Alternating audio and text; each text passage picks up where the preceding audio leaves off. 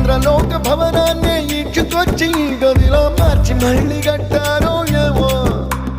మాయజాలము తెలుసు మంత్రగారడి తెలుసు రెంటి కన్న ఇది ఇంకోటేమో నీలాకాశం నేలాకొస్తే ఇట్టాగే ఉంటాదో ఏమో ఈ సంతోషం దాచాలంటే